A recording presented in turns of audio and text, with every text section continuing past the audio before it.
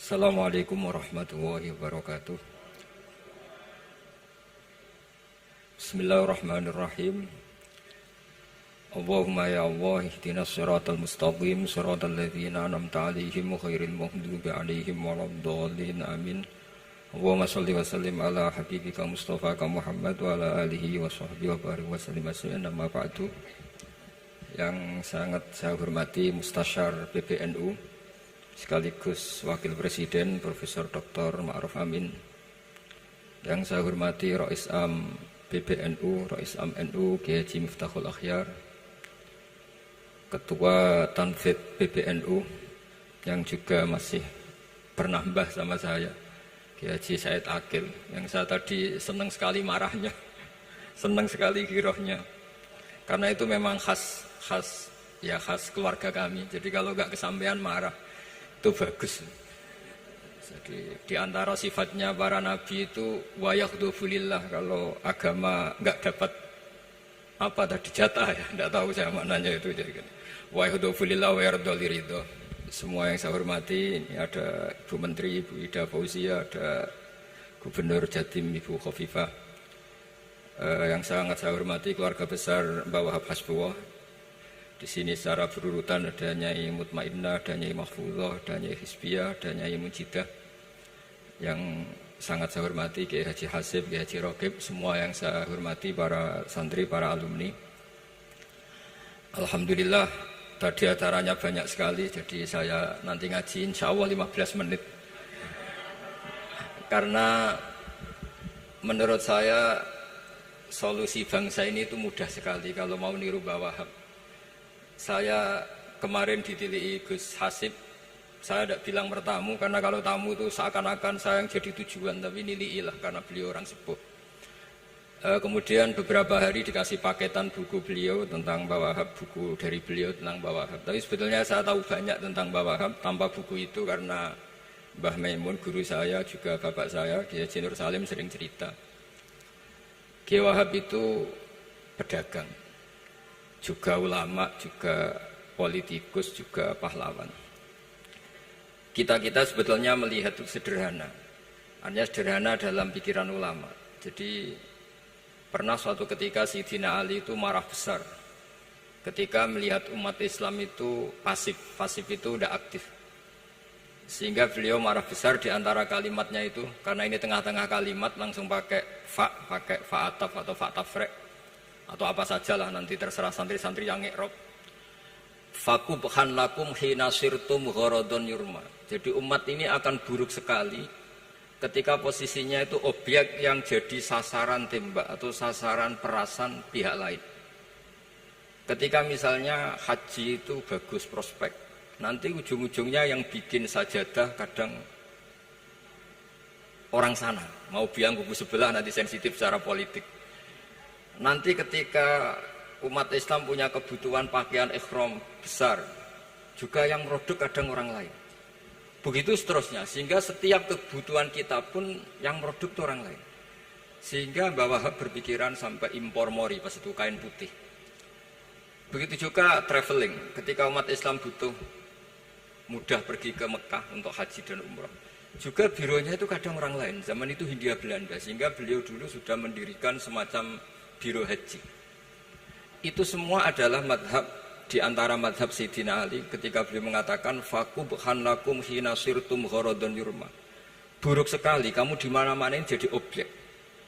Misalnya kira-kira ginilah, kalau hallnya Mbah Wahab itu ada 10.000 santri, dan semuanya karena keluarga kiai itu dermawan, sama Bu Mujidah dikasih makan semua. Nanti cateringnya yang menyediakan orang lain, kita tidak punya kecakapan produksi itu atau melayani itu. Sehingga perdagangan Mbah Wahab dalam tradisi keulamaan itu dimaknani sebagai supaya kita ini jadi aktor, baik di perdagangan, di politik, maupun dalam solusi urusan-urusan publik.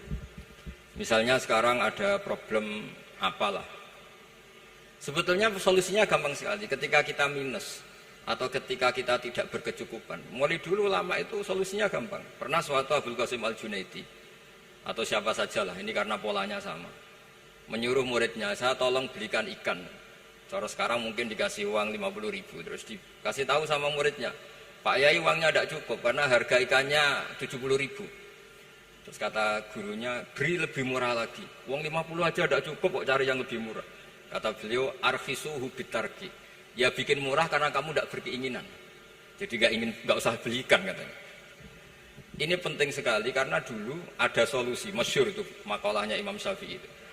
Kata beliau, fa innal ghina anisya'ila bihi. Kalau kamu ingin tidak tergantung sesuatu, maka hindari sesuatu itu. Jangan memaksakan memenuhi sesuatu itu dengan memaksakan, tapi hindari sesuatu itu. Saya misalnya kalau nuruti kepengin misalnya, kalau saya dengan nafsu serakah saya, mungkin saya ingin punya mobil mewah, ingin apa saja. Tapi itu membuat saya tersiksa karena harus menyediakan ini itu. Ya sudah, tidak usah ingin. Sehingga mudah sekali. Makanya kata ulama dulu, fa innal ghina anisya'la bihi. Untuk menjadi berkecukupan, usahakan banyak hal yang tidak Anda butuhkan. Semakin banyak hal yang kita butuhkan, maka kita akan tergantung akan sesuatu itu. Makanya banyak ilmuwan, saya sering diskusi sama pakar-pakar sama ilmuwan. Apakah negara Amerika itu negara yang kuat? Banyak ilmuwan yang berpikir itu ilmuwan politik, bukan tasawuf. Berpikir negara paling lemah itu ya kayak Amerika. Karena semakin powernya kuat, ketergantungannya semakin kuat. Untuk memenuhi kebutuhan listrik harus begini, untuk kebutuhan minyaknya harus ini. Semakin kita kuat, maka ketergantungan akan sesuatu semakin banyak. Jadi ibarat orang yang punya Alphard sama yang enggak, kayak mana ya? Kayak yang enggak, karena kebutuhannya ada banyak. Artinya dalam kondisi krisis, ulama masih punya solusi, yaitu al-ghina itu anisya'la bihi. Jadi usahakan ketercukupan itu karena menghindari kebutuhan-kebutuhan yang tidak primer, yang tidak prinsip. Bukan memaksakan semuanya terpenuhi. Karena kita ini ulama. Dulu ketika sebelum ada negara, belum ada TNI, itu ulama punya cara untuk melawan Belanda. Karena mereka terbiasa punya loyalis, punya muhibbin, punya ghirah, punya strategi.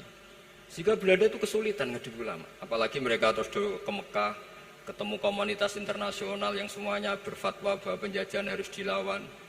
Itu luar biasa. Belum ada negara, nggak ditopang negara, kemudian tetap bisa melakukan perlawanan. Coba kalau dulu ngelawan nunggu, wah saya mau ngelawan penjajah kalau saya diangkat jadi TNI, saya mau ngelawan kalau saya punya otoritas yang disahkan negara, itu ribet, negara belum terbentuk.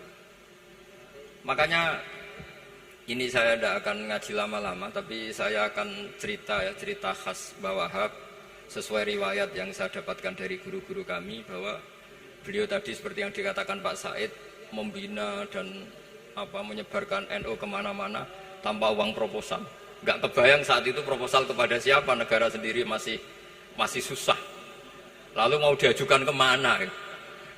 Terus yang mau tanda tangan itu ya siapa? Jadi yang saya tahu tadi, yang penting kita niru sesuai yang diidam-idamkan tadi Sayyidina Ali. Jangan sampai kalian itu menjadi gharadun yurma. Ada apa saja orang lain yang memikirkan labanya, kita yang jadi objek. Sehingga zaman itu kita terima kasih semua sama Mbah Hashim, sama Mbah Wahab. Karena ini zuriyatam ba'duha min ba'd. Kita tahu Mbah Wahab putra Mbah Hasbullah, punya ibu Nyai Fatimah, terus sampai Mbah Abdus Salam ya. Kemudian Mbah Hashim punya ibu Halimah, punya abah lagi siapa setelah Halimah itu Lainah ya. Terus Mbah Abdus Salam, jadi ini zuriyatam ba'duha min ba'd. Kalau dalam tulisan itu sampai Mbah Abdul Jabbar bin Ahmad bin Mbah Sambu. Memang Mbah Sambu punya beberapa saudara, diantaranya ada yang namanya Mbah Yusuf, itu yang melahirkan keluarganya Mbah Ahmad Siddiq Jember, Mbah Siddiq Jember. Ada yang Abdul Halim yang melahirkan keluarga Lasem, termasuk saya itu lewat jalur Mbah Abdul Halim. Jadi zuriyatam ba'duha min ba'd. Dulu semua orang zaman Rasulullah SAW itu dilatih jadi aktor, jadi subjek. Sehingga orang yang miskin pun ketika perang Tabuk, perang Dzatil Usrah, itu semua menyumbang. Ada yang menyumbang emas yang enggak terkira, yaitu Sayyidina Utsman. Ada yang cerita, ya Rasulullah saat tadi malam buruh dan punya beras hanya 2 kilo, yang 1 kilo saya sumbangkan jenengan, yang 1 kilo saya pakai untuk keluarga kami. Sekarang logikanya sederhana, kalau orang miskin 3.000, pas itu anggap saja pasukannya misalnya 3.000. 3.000 nyumbang beras 1 kilo, itu artinya terdapat 3.000 kilo beras.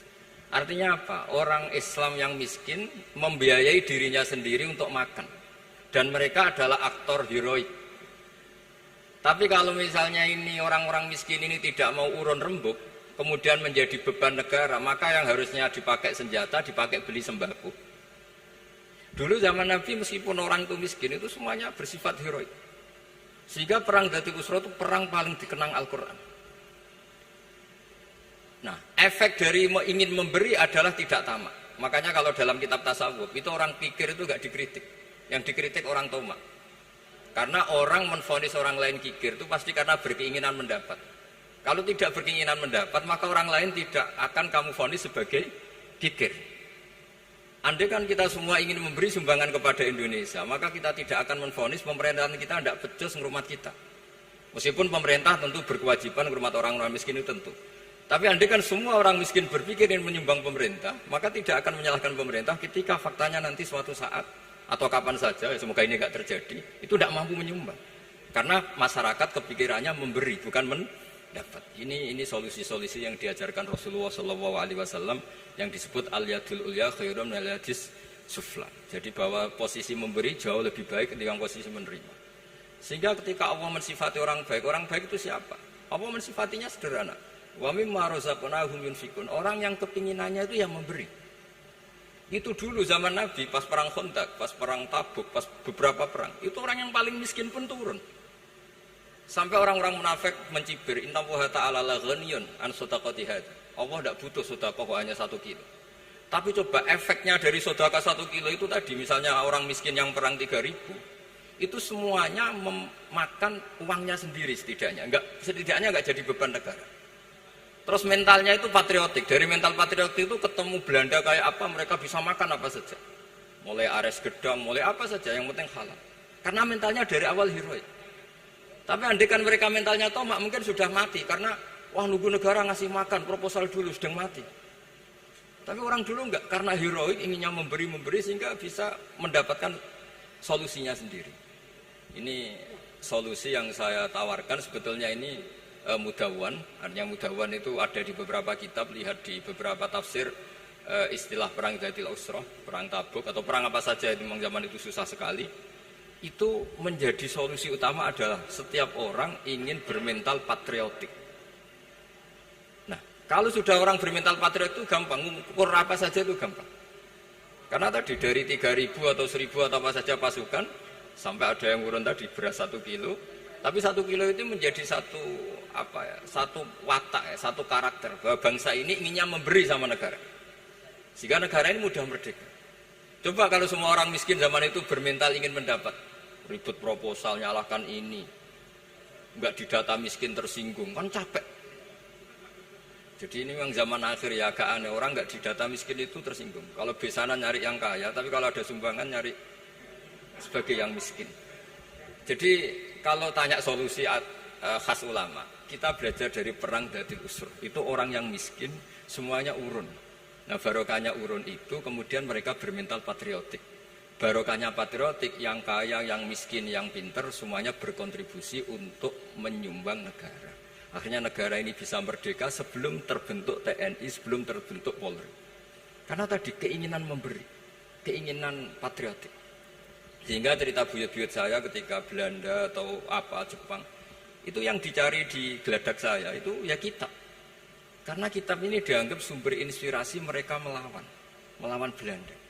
Dulu kita tahu masyarakat kita itu kalau ngerti Belanda itu dipanggil Doro, wis penjajah jadi diundang Doro. Itu kan terlalu dulu. Sehingga orang Arab itu kadang agak dengan tanda kutip mencibir kita. Kalau bahasakan negara jajahan itu mustakmarin. Negara yang perlu rame karena cara berpikir masih terbelakang. Wong penjajah kok dipanggil Doro.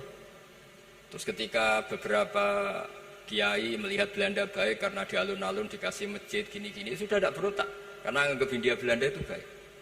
Baru ketika era beberapa ulama, ada Mbah Hashim, ada Mbah Hasbuh, tadi kata beliau Dwi Tunggal tadi.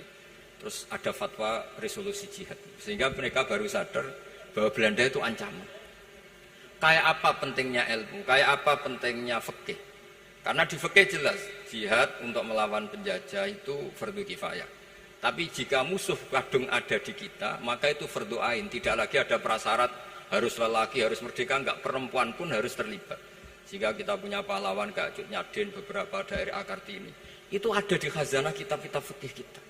Jadi kita tidak pernah kehilangan khazanah untuk menjawab muskilatus zaman, untuk menjawab problem-problem zaman. Tapi yang penting kita selalu ngaji, selalu belajar. Saya adalah orang yang sebetulnya tidak pernah ingin terkenal karena saya itu suka belajar. Cuma saya bikin pengecualian, mau diundang kalau pernah sepuh. Ternyata yang pernah sepuh itu banyak. Ini agak musibah bagi saya karena harusnya kiai itu ya dihormati, tapi gara-gara kalah sepuh digawe kongkonan. Saya ini kemana-mana digawe kongkonan. Jadi gayanya nasihati, tapi aslinya diperintah.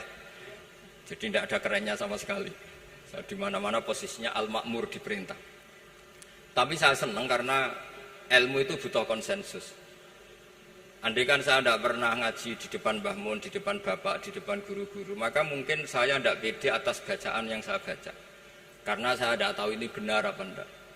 Jika masyhur dalam guyonan santri, ada orang tidak baca-baca kitab, cari kamus sampai mati tidak ketemu. Karena dia bacanya lam tardiman.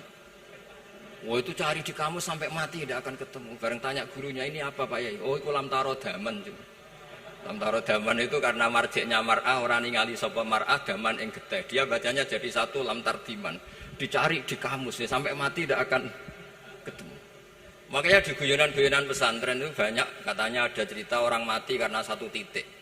Jadi gurunya baca habbatun sauda dawaun min kulli da. Jadi dia kitabnya kelebihan apa? Titik.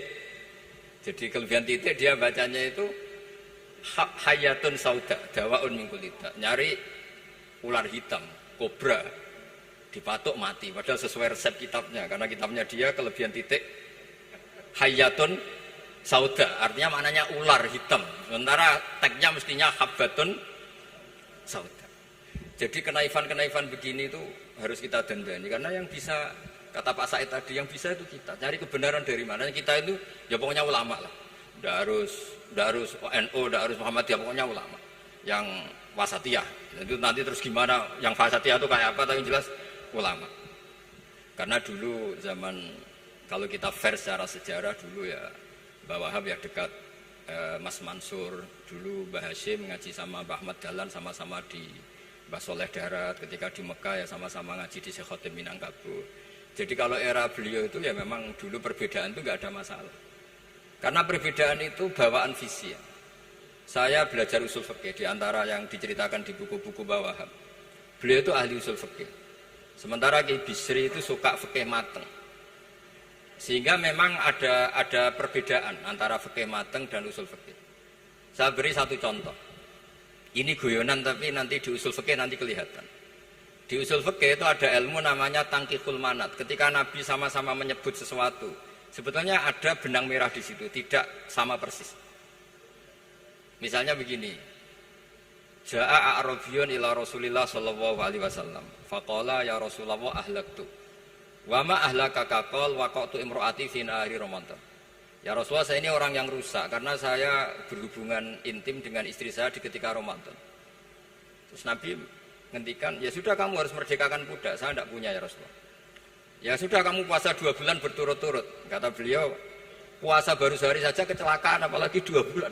Karena kamu orang Arab lah, orang Arab itu dia cerita ini di Arab itu. Terus ya sudah kamu sedekah sama 60 orang miskin. Saya ini orang paling miskin. Susah kan menghadapi orang miskin seperti ini. Nah, pertanyaannya secara usul fikih. Menurut mazhab Syafi'i, sanksi berat itu hanya untuk yang berhubungan suami istri. Sehingga kalau membatalkannya pakai rokok, pakai minum, pakai makan, tidak kena sanksi seberat itu. Masuk akal kan, karena memang hubungan suami istri dalam banyak hal, misalnya haji, itu ifsad, yang benar-benar ifsad, bisa merusak haji secara total. Tapi menurut Imam Malik, pikiran Imam Syafi'i itu dianggap aneh. Loh ini hubungan suami istri itu statusnya mubah, sesuatu yang boleh. Maka semua hal yang boleh tapi merusak kehormatan Ramadan, maka ketentuannya sama. Yaitu misalnya nggak sakit, nggak apa, pagi-pagi nyate. Wah itu kan melecehkan Ramadan, nggak sakit, nggak apa, kok pagi-pagi nyate. Perlu dicatat karena hubungan suami istri itu sesuatu yang boleh. Berarti kalau yang boleh merusak Ramadan hukumannya berat, makan yang statusnya boleh juga hukumannya berat. Itu dulu bapak saya ketika bikin analogi itu mau cerita sederhana gini. Hak dhisik ono santri ya goblok. Kandhanane aneh. Istrinya lapor ke kiainya. Pak Yai, santri jenengan kalau sama istri sering mukul. Mukul itu nabok pakai tangan. Santrinya dipanggil kan alumni. Kamu jangan sering mukul istri kamu gini-gini. Iya Pak Yai, njeh. Suatu saat 2 minggu istrinya lapor lagi. Sekarang enggak nabok Pak Yai, nyaduk. Karena yang dilarang hanya nabok. Dipanggil kiai, lo kamu katanya masih sering nyaduk istri kamu. Yang dilarang kan mukul, sekarang nyaduk. Kapan-kapan meludahi. Nah, artinya di usul fikih dijelaskan bahwa makna haramnya naboi adalah hurmatul idza, haramnya menyakiti. Maka nyaduk sama, meludahi sama, menerlantarkan sama. Itu dulu bahwa ahlinya bikin usul fikih seperti itu. Sehingga misalnya amar ma'ruf nahi mungkar ketika beliau ditanya, apakah perlu ikut kabinet gotong royong? Tapi di situ banyak kelompok yang mungkin tidak cocok. Pikirannya kayak harus ikut, justru ikut itu ikut benahi dari dalam. Meskipun dari ikut itu bahwa Wahab nyun sewu yang ngalami fitnah yang macam-macam dituduh karena zaman itu nasakom. Tapi itu beliau santai saja. Tapi zaman itu memang itu sah karena zaman itu belum dibubarkan. Jadi yang dialami Wahab ini luar biasa. Semuanya harus jadi pelajaran bagi kita. Makanya jangan pernah meninggalkan ilmu yang bernama usul fikih, karena fikih yang mateng itu cara basa Jawa ini akan kehilangan stok teks. Misalnya Nabi sedekah pakai kurma atau pakai apa makanan pokok. Itu hadisnya itu kurma, sama Imam Syafi'i digenti kutu ahli baladi, yaitu makanan pokok dari negara. Sehingga kita tidak bisa mentang-mentang Nabi sedekahnya pakai kurma terus kita orang miskin kita kasih kurma. Bisa linu tuh nih kalau makan kurma orang Indonesia itu. Karena yang penting itu kutu ahli balad bukan kurma. Bukan mentang-mentang Nabi sholat di Mekah Medina, kalau ingin persis sunnah Rasul, sholatnya harus di Mekah Medina. Kalau di Indonesia Nabi tidak pernah sholat di Indonesia. Sunnah Rasul sholatnya di Mekah Medina, bisa ada orang sholat kalau gitu. Jadi ada ilmu yang namanya tangkihul manat, yang harus ditiru itu sisi mana? Nah dalam konteks Arabi tadi terus kemudian ada dibuang, Ja'a Arabion, kata Arabi itu dibuang. Datang orang Bedui, orang kota pun kalau punya kesalahan yang sama, hukumannya juga sama, maka kata Arabi dibuang. Nah, menurut Imam Malik, kata jima, hubungan suami istri juga dibuang, digenti membatalkan puasa dengan apa saja yang tanpa uzur syarat. Jadi ini kealiman-kealiman kiai-kiai Indonesia dulu itu, misalnya kentong, dulu meskipun ada yang bilang bid'ah, kentong itu bid'ah karena mirip orang Nasrani. Orang Nasrani itu bentuk kentongnya di kelenteng itu tidak seperti kentong kita. Adat Indonesia kalau pos kampleng ada maling, ada banjir pakai kentong. Jadi adatnya memanggil tuh pakai kentong. Makanya kiai-kiai dulu, ini mirip orang Nasrani, enggak mirip pos kampleng katanya. Padahal jelas ya, menurut hadis sahih jelas ketika ada sahabat usul ya Rasulullah bikin kentong, wah jangan nakus itu nanti kayak Nasrani. Bikin buk itu trompet, jangan nanti mirip orang Yahudi. Ya dengan api ya Rasulullah, jangan nanti mirip Majusi. Datang sahabat tergesa-gesa, beliau mimpi kalau diajarin azan. Azan itu maknanya al-ilam, memberi maklumat waktu sholat. Akhirnya ada azan. Kemudian ulama Indonesia dulu Mbah Hashim sama Ki Fakih Mas Kemampang, yang satu anti kentong, yang satu pro kentong. Itu dulu ya saling menghormati, nggak masalah. Karena fikih itu sekali khilaf itu mirip-mirip. Tadi Pak saya Takil nyinggung Palestina. Saya pernah ke Palestina. Itu banyak ulama Mesir yang mengharamkan orang datang ke Yerusalem, ke Masjid Aqsa. Karena mau tidak mau harus dapat visa Israel, berarti ngaku eksistensi Israel. Karena dianggap mengaku eksistensi Israel maka hukumnya haram. Tapi saya pernah ketemu Imam Masjid Aqsa. Beliau bilang begini, Pak Bahak, kalau orang Islam dari seluruh dunia tidak datang ke kami, maka eksistensi kami dianggap diabaikan oleh komunitas internasional. Dan itu dengan mudahnya Israel mencaplok kita. Sehingga separuh ulama Mesir juga mewajibkan yang mampu harus ke sana. Dengan cara itu Aqsa aman karena masih diperhatikan ulama atau komunitas internasional. Yang satu cara pandang ke sana berarti ngaku eksistensi Israel karena ada visa Israel. Yang satu bilang harus ke sana, dengan itu eksistensi Masjid Aqsa terjaga karena masih diperhatikan ulama atau komunitas Jadi di mana-mana khilaf itu ya seperti itu. Tapi alhamdulillah di kita itu khilaf itu biasa. Sehingga zaman kita mondok, saya itu pernah pengalaman buruk sekali saya ketika jadi Rois Musyawarah Fatul Mu'in. Itu ada pertanyaan gini Gus Hasib. Saya tanya gini sama orang, Gus, soft paling utama itu yang nomor berapa? Nomor 1 kata saya. Yang kedua, yang soft berikutnya, iya yang berikutnya. Kalau sudah tahu soft terbaik itu yang nomor 1, kenapa masjid gak dipakai memanjang selatan utara? Biar semuanya nomor 1. Selagi masjid itu memanjang barat timur, pasti ada soft 1, 2, 3. Itu kan kurang ajar betul. Jadi supaya orang soft 1 semua ya tinggal desain masjidnya, yaitu memanjang utara selatan. Selagi masih memanjang barat timur, pasti soft 2, 3. Terus saya kebalik tanya. Lalu setelah begitu yang paling abdul siapa? Yang sisi kanannya imam. Ya sudah, imamnya dipojokkan pol selatan, biar semuanya dari pol kanan. Nanti ada masalah lagi, yang paling abdul siapa? Yang paling dekat imam. Yuskono kerubuti imam kan gitu. Jadi kalau nuruti fikih itu ya memang ilmu logika. Sehingga banyak orang jadi wali itu dari hasil ijtihadnya. Ada orang jadi wali karena sering sholat di shaf awal. Tapi ada wali pesaingnya justru jadi wali karena kalau sholat di belakang. Tapi tetap wali. Suatu saat dua wali ini ketemu. Loh, kamu kok wali padahal kalau sholat paling belakang. Saya tuh malu sama Allah. Kok kayak sok suci ya kok ngarep gitu. Jadi wali karena adab, bukan karena malas. Saya itu gak pede, saya saja kok sholat di depan. Maksudnya kok kepedean itu. Tapi tentu secara syariat tetap baik yang di depan. Ini saya bukan bela yang, kenapa saya cerita bela yang belakang, karena yang bela jarang gitu. Makanya saya, dan kebetulan saya kalau sholat ya sering di soft belakang. Tapi ini saya cerita betapa logika fikih itu khazanahnya banyak dan luas. Dan kita bicara usul fikih itu biasa. Kita belajar sama beberapa ulama. Saya berkali-kali cerita di mana-mana. Muhammad bin Hasan Asyibani itu mewajibkan ulama kaya. Dan beliau kalau ngitung duit itu di kamar tamu, di ruang tamu. Sehingga santri itu kepikiran nyalami template. Kan cara wong Jawa kan meliti ngitung duit kok di ruang tamu. Tapi ternyata alasannya beliau masuk akal. Ben santri ku roh nak kiye ini di duit. Jadi ra perlu kepikiran nyumbang gulu. Ya masuk akal. Tapi yang nyimpen duit ya masuk akal. Wong duit kok dipamer-pamerno. Tapi yang pamer nggih monggo nak niate ben wong Jawa ndak perlu berempati, nggak perlu sakit. Jika nggak perlu didata dapat BLT, mergo duitnya tidak kok. Ya, itu semuanya istihad. Assalamualaikum warahmatullahi wabarakatuh.